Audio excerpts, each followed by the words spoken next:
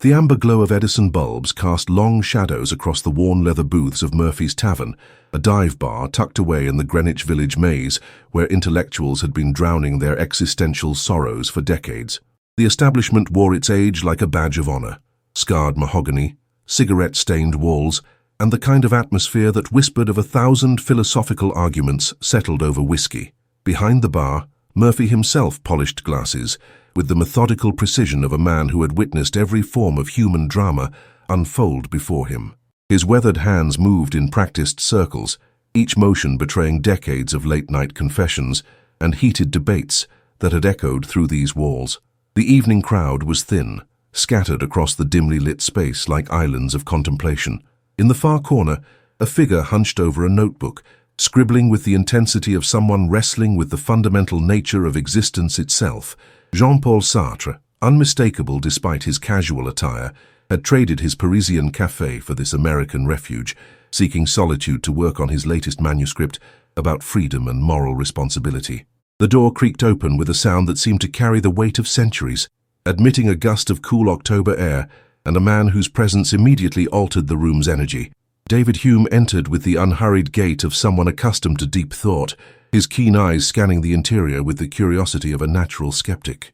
The Scottish philosopher had been drawn to this particular establishment by recommendations from colleagues at Columbia University, where he was delivering a series of lectures on the nature of human understanding.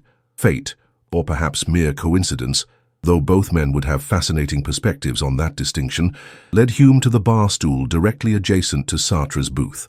The proximity was impossible to ignore, especially when Sartre glanced up from his writing and recognized the distinctive profile of one of history's most influential moral philosophers. David Hume, Sartre said, his French accent lending a particular weight to each syllable.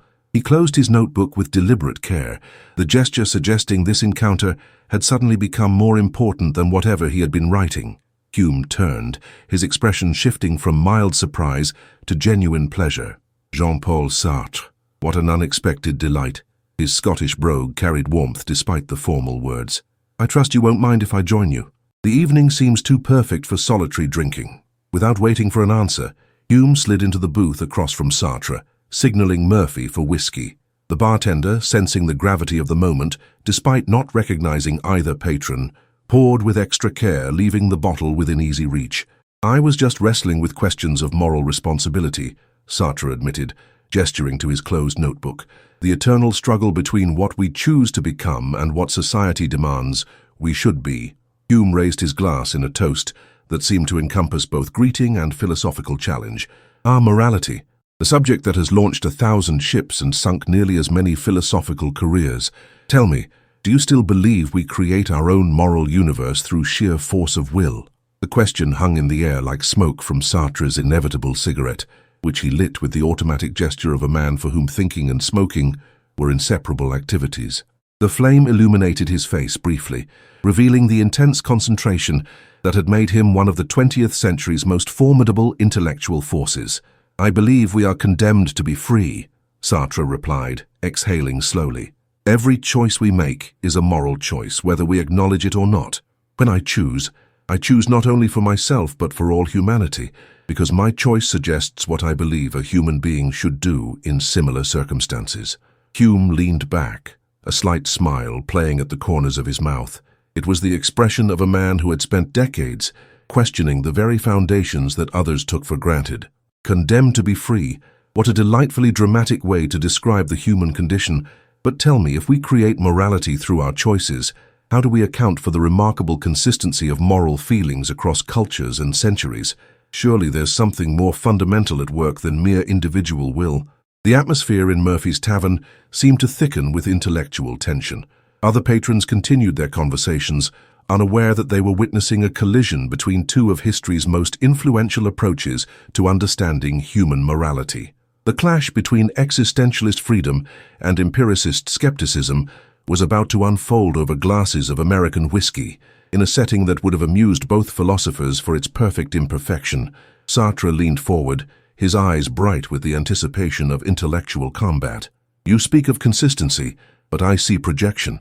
Humans desperately want to believe their moral intuitions reflect universal truths, rather than acknowledge the terrifying responsibility of creating meaning from nothing.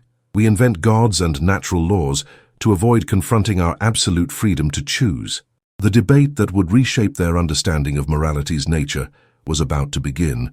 Two brilliant minds prepared to dissect the very foundations of human ethics in the most ordinary of settings. Murphy refilled their glasses without being asked, his practiced ear having caught the particular tone that indicated a long night of serious conversation ahead. The whiskey caught the light as it poured, amber streams that seemed to reflect the golden complexity of the ideas about to unfold. Hume cradled his glass thoughtfully, allowing the warmth to seep through his fingers as he considered Sartre's challenge. The Scottish philosopher had built his reputation on questioning assumptions that others accepted without examination, and tonight would be no exception. You accuse humanity of projection, but I wonder if you're not projecting your own intellectual framework onto the masses, Hume began, his voice carrying the measured cadence of someone accustomed to academic discourse, yet relaxed enough to speak from the heart. When I observe humans across different societies, I see remarkably similar emotional responses to certain behaviors. The mother who grieves for her lost child, the community that rallies around victims of injustice, the universal revulsion toward unprovoked cruelty, these reactions seem too consistent to be mere cultural inventions. Sartre drew deeply on his cigarette, the ember glowing like a tiny beacon of rebellion against the gathering darkness outside. Through the tavern's windows, the lights of Greenwich Village created a mosaic of human activity, each illuminated window representing individual choices being made, individual freedoms being exercised or abandoned. But you're describing emotional reactions, not moral truths, Sartre countered, his French accent giving particular emphasis to the distinction. Yes, humans share similar biological and psychological structures, so naturally we experience similar feelings, but feelings are not morality.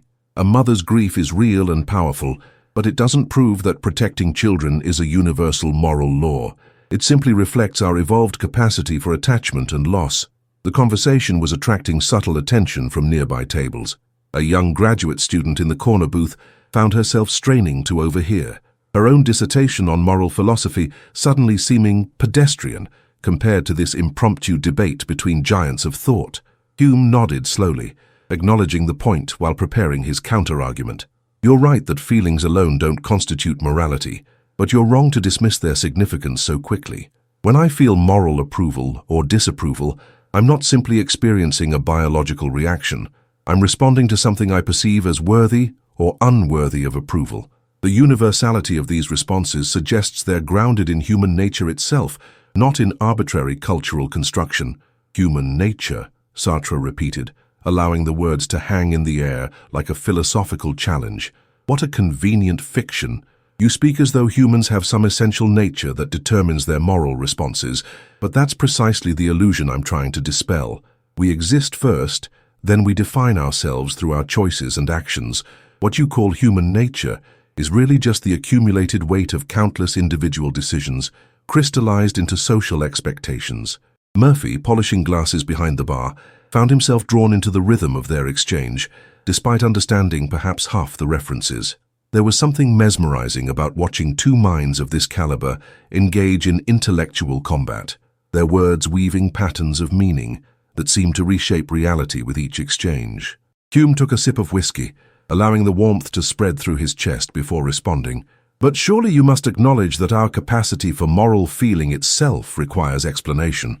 Why do humans experience guilt, shame, moral admiration, and indignation if these emotions serve no purpose beyond individual choice? Evolution doesn't typically preserve useless traits, especially ones as powerful and universal as moral emotions. Evolution explains the mechanisms, not the meaning, Sartre replied, leaning forward with the intensity of someone who had spent years wrestling with these exact questions. Yes, we evolved emotional capacities that helped our ancestors survive in social groups. But evolution gave us tools, not instructions. The same capacity for emotional bonding that once helped our species survive can now be directed toward any number of moral frameworks, or even toward rejecting morality entirely. The debate was revealing something profound about the fundamental disagreement between their philosophical approaches. Hume sought to ground morality in the observable patterns of human behavior and emotion, finding in them evidence of something resembling natural moral law. Sartre, by contrast, saw those same patterns as the raw material from which individuals must construct their own moral universes, without guidance from either nature or tradition. "You speak of rejecting morality entirely," Hume observed, "but even that rejection is itself a moral choice, isn't it? The nihilist who claims to be beyond good and evil is still making a statement about how one ought to live. Complete moral relativism becomes self-defeating, because the claim that there are no moral truths is itself presented as a moral truth." Sartre smiled, recognizing the logical trap but not conceding defeat. "Exactly my point. We cannot escape the burden of choice, even when we choose to reject choice itself. But that doesn't mean our choices correspond to universal truths. It means we're condemned to create meaning through our decisions, whether we admit it or not." The evening was deepening around them, the tavern growing quieter as casual drinkers departed, leaving behind only those committed to serious conversation or serious drinking. The two philosophers had found their rhythm, each response building on the last, their debate gaining momentum like a philosophical avalanche gathering force as it descended towards some ultimate truth about the nature of human morality. The conversation had reached that peculiar intensity that transforms casual encounters into memorable moments. Around them, Murphy's tavern seemed to contract, the ambient noise fading until only their voices and the occasional clink of glass on wood marked the passage of time. The graduate student in the corner had abandoned all pretense of studying her own work, openly listening to two masters dissect the foundations of moral philosophy. Hume set down his glass with deliberate precision, the gesture suggesting a shift toward more serious territory. "Let's examine the practical implications of your position, Jean-Paul. If morality is entirely a matter of individual creation, how do we judge the choices of those whose moral frameworks differ radically from our own? Can we condemn the actions of someone who genuinely believes their violent choices serve a greater good?" The question carried particular weight in the context of their historical moment. Both men had lived through the moral catastrophes of the 20th century, had witnessed the horrifying consequences of ideologies that claimed to transcend conventional morality in service of higher purposes. The shadows of fascism and totalitarianism hung over their discussion like unwelcome spirits. Sartre's expression grew more serious, the playful intellectual sparring giving way to something deeper and more personal. He had not only witnessed the moral complexities of wartime, but had participated in them, had made choices that haunted him decades later. "You're asking me to defend moral relativism, but that's not what I'm advocating. When I say we create morality through our choices, I don't mean all choices are equally valid. I mean we bear absolute responsibility for the consequences of our decisions." "But responsibility to whom?" Hume pressed, sensing he had touched on a crucial vulnerability in Sartre's position. "If there are no universal moral standards, then responsibility becomes meaningless except as a subjective feeling. You might feel responsible for your choices, but I might judge them entirely differently based on my own created moral framework." Murphy appeared at their table, refreshing their drinks without interrupting the flow of conversation. His presence was so unobtrusive that neither philosopher paused in their debate, yet both registered his quiet professionalism with the unconscious gratitude of men accustomed to intellectual hospitality. "Responsibility is not just subjective feeling," Sartre replied, his voice carrying the conviction of someone who had wrestled with guilt and choice in circumstances where the stakes were life and death. "When I choose for all humanity, because my choice demonstrates what I believe a human being should do in similar circumstances. If I choose cowardice, I'm not just being cowardly myself. I'm suggesting that cowardice is an acceptable human response. The weight of that responsibility is terrifying, which is why most people prefer to believe in predetermined moral laws." Hume leaned back, impressed despite himself by the scope of Sartre's conception of moral responsibility. "That's a remarkably heavy burden you're placing on individual choice. But doesn't this universal dimension of personal choice suggest something very much like the universal moral principles you claim to reject? If my choices have implications for all humanity, then surely some choices are objectively better than others." The insight struck at the heart of their disagreement, revealing how Sartre's radical individualism paradoxically generated something resembling universal moral principles. The French philosopher found himself momentarily silent, not because he lacked a response, but because he recognized the genuine sophistication of Hume's challenge. Outside, The October night had settled into that particular New York stillness that comes after the evening rush but before the late-night revelry. Streetlights cast pools of yellow illumination on empty sidewalks, creating a stage set for solitary contemplation. The city itself seemed to be holding its breath, waiting for the resolution of philosophical tensions that had puzzled humanity for centuries. Perhaps, Sartre said slowly, the distinction between universal principles and universal responsibility is more subtle than either of us initially recognized. I still maintain that there are no pre-given moral truths waiting to be discovered, like mathematical theorems, but the fact that our choices have universal implications does suggest a kind of moral weight that transcends mere personal preference. Hume nodded thoughtfully. And I'm beginning to see that my emphasis on universal moral sentiments might not require the kind of metaphysical foundation I once thought necessary. Perhaps the consistency of human moral emotions across cultures reflects not eternal truths, but the practical requirements of social cooperation, refined through centuries of trial and error. Their debate was evolving from confrontation towards something more collaborative, each philosopher recognizing elements of truth in his opponent's position without abandoning his core insights. The graduate student in the corner frantically scribbled notes, sensing she was witnessing a genuine philosophical breakthrough rather than mere academic performance. But this raises an even more troubling question, Sartre continued, lighting another cigarette with the automatic gesture of deep thought. If morality emerges from the practical requirements of human cooperation, then it becomes instrumental rather than intrinsic. We follow moral rules not because they're right in themselves, but because they serve human purposes. That seems to reduce morality to a kind of social technology. The implications hung in the air like smoke from Sartre's cigarette, challenging both philosophers to confront the possibility that their lifelong pursuit of moral truth might be revealing morality as nothing more than a useful illusion after all. The question of morality as social technology had introduced a new dimension to their debate, one that neither philosopher could ignore. Murphy's Tavern had grown quieter still, the last of the casual evening crowd having departed, leaving behind only serious drinkers and serious thinkers. The amber light seemed warmer now, more intimate, as if the space itself were conspiring to create the perfect environment for intellectual breakthrough. Hume swirled his whiskey thoughtfully, watching the liquid catch and reflect the light in patterns that seemed to mirror the complexity of their discussion. You know, Jean-Paul, there's something almost poetic about reducing morality to social technology. It doesn't make morality less real or less important. It simply locates its reality in human needs rather than cosmic principles.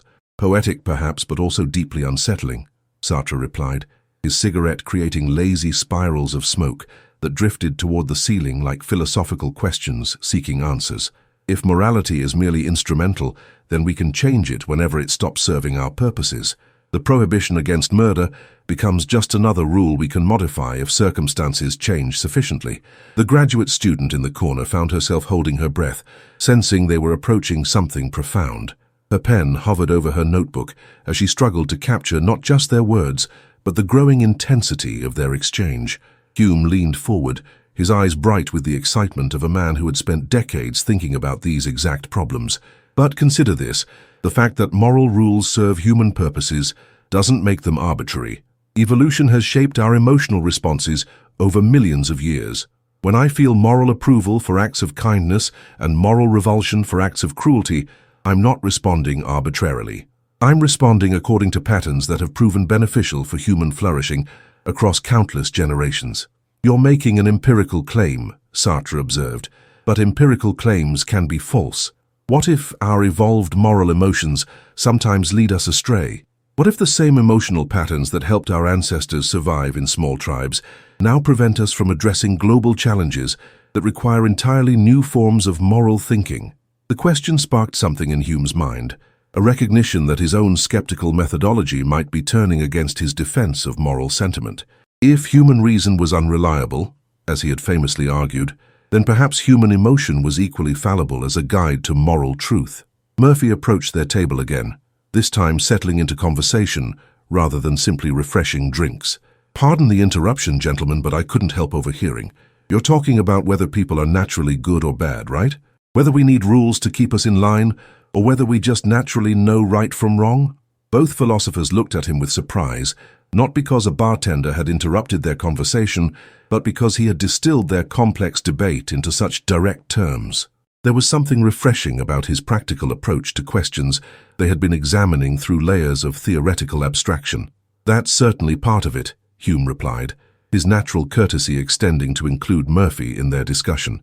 "We're trying to understand whether moral feelings reflect something universal about human nature, or whether they're more like cultural inventions that help societies function." Murphy nodded slowly, wiping his hands on his apron as he considered the question. 30 years behind this bar, I've seen all kinds. People who'd give you the shirt off their back and people who'd steal your wallet while shaking your hand. But you know what's interesting? Even the worst ones usually have some line they won't cross, and even the best ones sometimes surprise you with how selfish they can be. Sartre found himself genuinely intrigued by Murphy's perspective. "So you think people are neither naturally good nor naturally bad?" "I think people are naturally complicated," Murphy replied with a grin. "They want to be good mostly, but they also want things for themselves. Sometimes those wants line up, sometimes they don't. The ones who figure out how to make them line up most of the time, those are the ones we call moral." The simplicity of Murphy's observation struck both philosophers as profound in its own way. Here was someone who had observed human behavior without the theoretical frameworks that shaped their academic perspectives, yet his conclusions seemed to illuminate aspects of their debate that pure theory had obscured. "That's remarkably consistent with my understanding of moral sentiment," Hume said thoughtfully. "Morality emerges from the intersection of our natural sympathies with our practical needs. We feel approval for actions that serve both individual and social good, because evolution has shaped us to find such harmony emotionally satisfying." Sartre nodded slowly, but his expression remained troubled. "Yet that harmony you describe is itself a choice. Murphy has chosen to see moral behavior as a kind of successful compromise between competing desires, but someone else might choose to see it as weakness, as a failure to pursue individual excellence regardless of social consequences. The framework through which we interpret human behavior is itself a moral choice." Murphy shrugged with the easy confidence of someone whose philosophy had been tested by decades of practical experience. "Maybe so, but some choices work better than others. The people who come in here angry at the world, always talking about how society owes them something, or how they're too good for everyone else, they're usually the unhappiest ones. The people who figured out how to care about others without losing themselves seem to sleep better at night."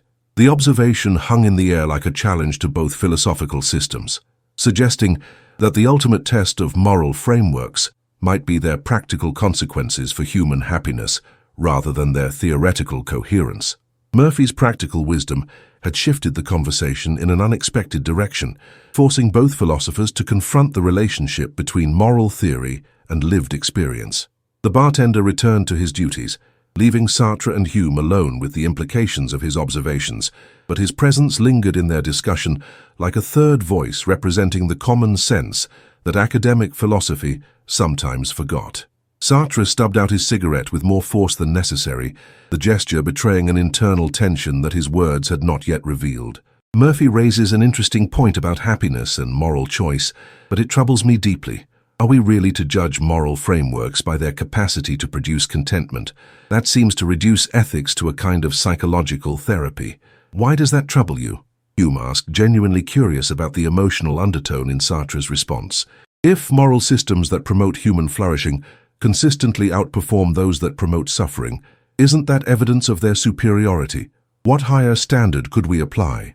The question forced Sartre to confront something he had been avoiding throughout their discussion: the existential loneliness of his own moral philosophy.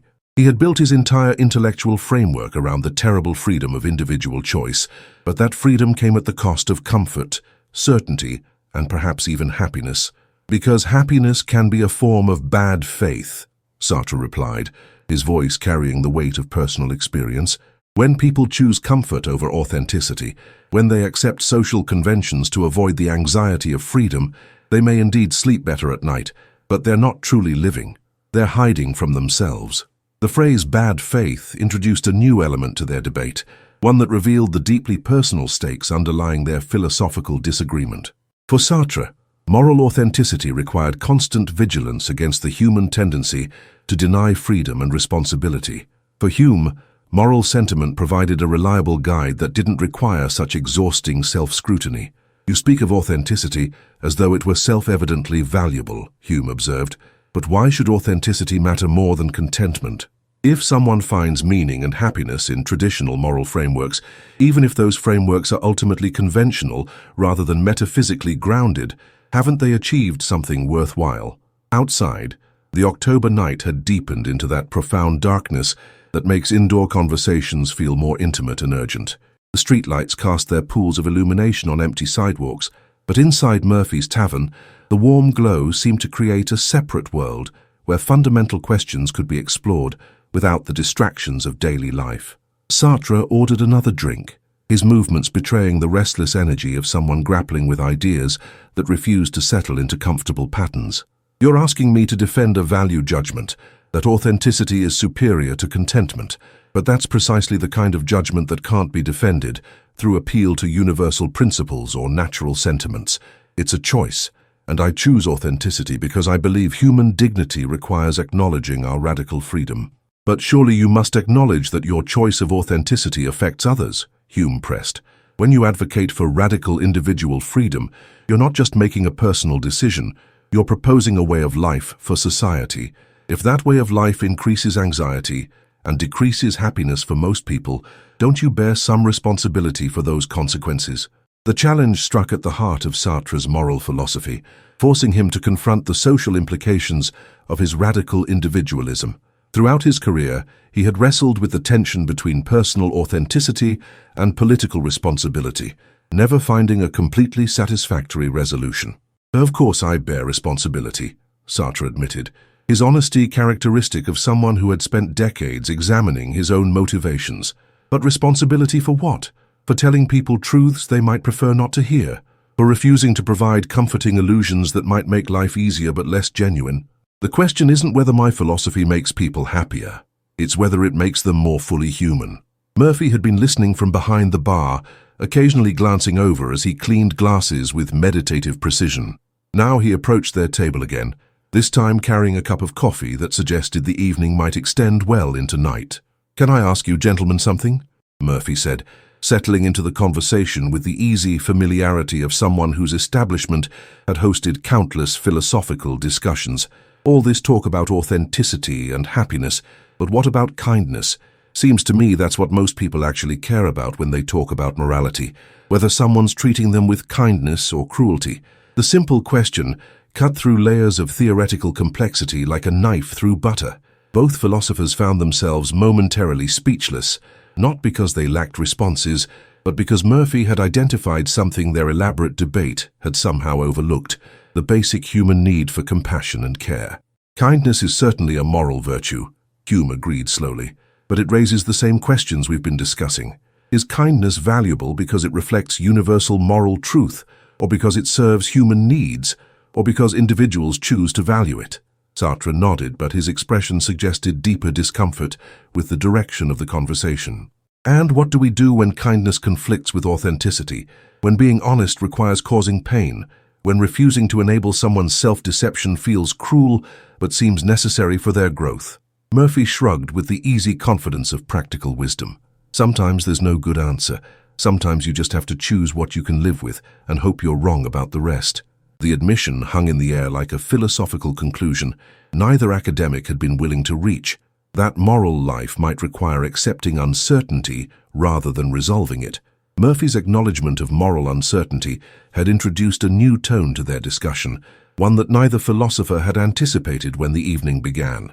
The bartender's willingness to admit ignorance seemed paradoxically more honest than either of their sophisticated theoretical frameworks, forcing them to question whether intellectual rigor might sometimes obscure rather than illuminate moral truth.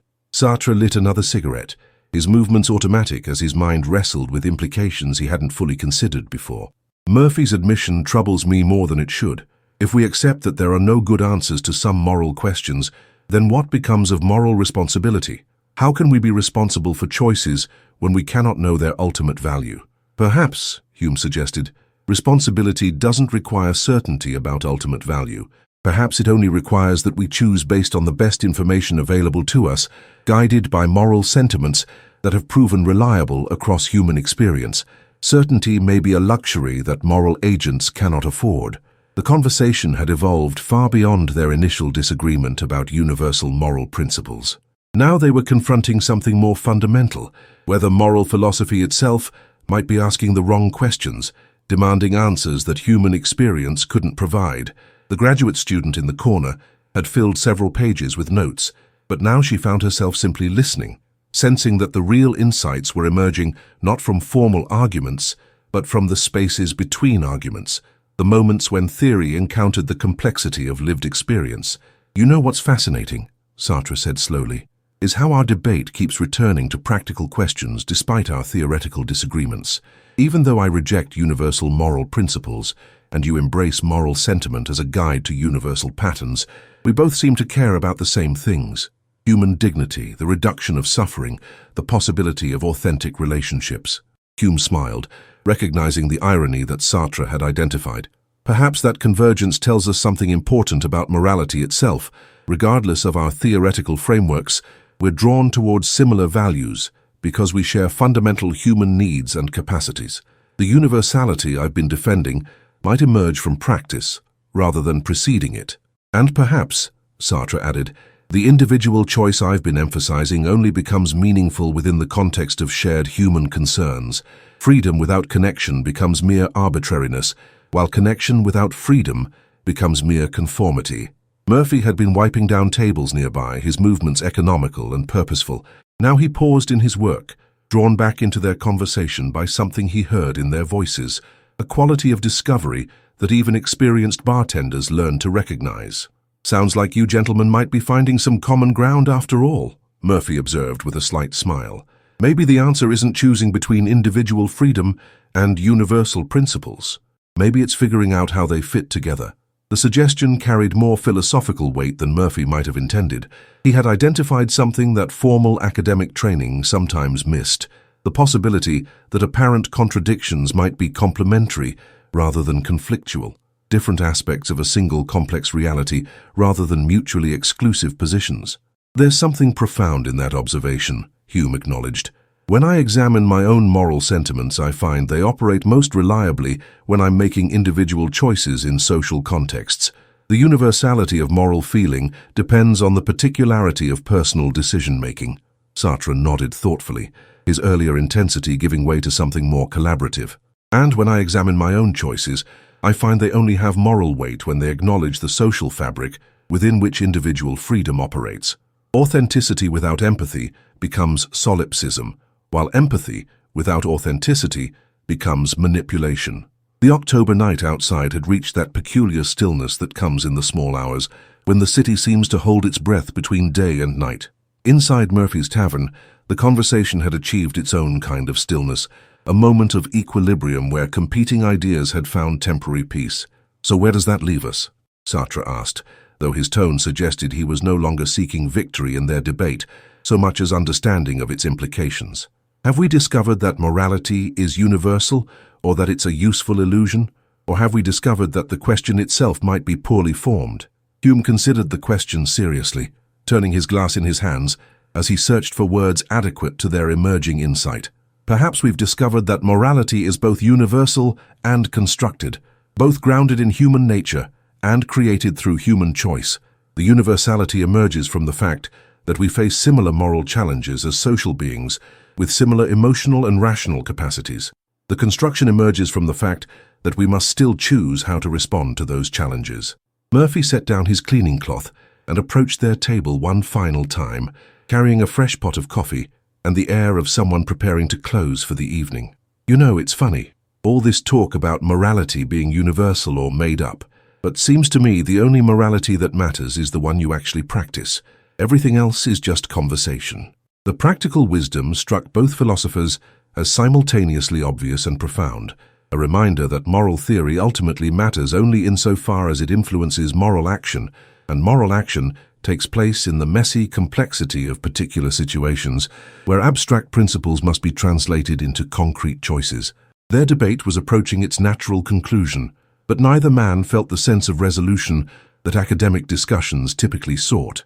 Instead, they felt something more valuable: the recognition that their disagreement had illuminated aspects of moral experience that neither could have discovered alone. The conversation had reached that peculiar depth where philosophical debate transforms into something more personal, more urgent.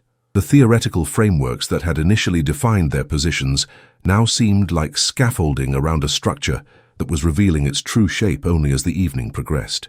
Murphy moved between tables with quiet efficiency, preparing to close the tavern, but his presence had become integral to their discussion rather than incidental to it. Sartre extinguished his final cigarette of the evening, the gesture carrying a sense of conclusion that extended beyond the simple act of stubbing out tobacco. "David, I find myself in the strange position of having argued against universal moral principles while discovering universal human concerns that seem to transcend cultural and historical boundaries. Not universal answers, perhaps, but universal questions. And I find myself having defended universal moral sentiments while acknowledging that their universality doesn't guarantee their truth value," Hume replied, his voice carrying the satisfaction of someone who had been intellectually challenged in precisely the ways he most valued. The consistency of human moral emotions across cultures might reflect not eternal truths, but the consistent structure of human social existence. Murphy appeared at their table with coffee and the subtle air of someone whose establishment had witnessed its share of late-night revelations. "So you're saying morality is real but not exactly true? Like friendship or love, something that matters tremendously but can't be proven the way you'd prove a mathematical theorem?" The comparison struck both philosophers as remarkably apt. Love and friendship were indeed real phenomena that shaped human experience profoundly, yet neither could be validated through purely rational demonstration. They emerged from the intersection of emotion, choice, and social interaction in ways that parallel the emergence of morality itself. "That's a beautiful analogy," Sartre admitted, his appreciation genuine despite his usual wariness of sentiment. "Love exists because people choose to love, but the choice only becomes meaningful within the context of human relationships that make love possible. Similarly, morality exists because people choose to treat moral considerations as relevant to their decisions, but those choices only become meaningful within social contexts that give moral concepts their content." Hume leaned back in his chair, surveying the now empty tavern with the contentment of someone who had spent an evening well. "And just as love can be genuine without being eternal or metaphysically grounded, morality can guide our choices reliably without requiring cosmic validation. The test isn't whether moral principles exist independently of human experience, but whether they serve human flourishing when embedded in actual social relationships." The graduate student in the corner had long since abandoned her notebook, recognizing that she was witnessing something that couldn't be captured in academic prose, the moment when theoretical understanding transforms into practical wisdom through genuine dialogue between minds committed to truth rather than victory. "But this raises one final question that troubles me," Sartre said, his honesty characteristic of someone who refused easy conclusions even when they might provide comfort. "If morality emerges from human choice and social interaction rather than from universal principles, then it remains fragile, contingent, always subject to revision or abandonment. Doesn't that fragility make moral commitment seem arbitrary or naive?" Murphy, who had been listening while stacking chairs, paused in his work. "Maybe that's what makes it precious. Things that last forever don't need much care. Things that could disappear, those are the ones worth protecting." The observation carried unexpected philosophical weight. Murphy had identified something that academic discussion sometimes missed, that fragility might enhance rather than diminish moral value, that the contingency of moral commitment might be precisely what made it admirable rather than arbitrary.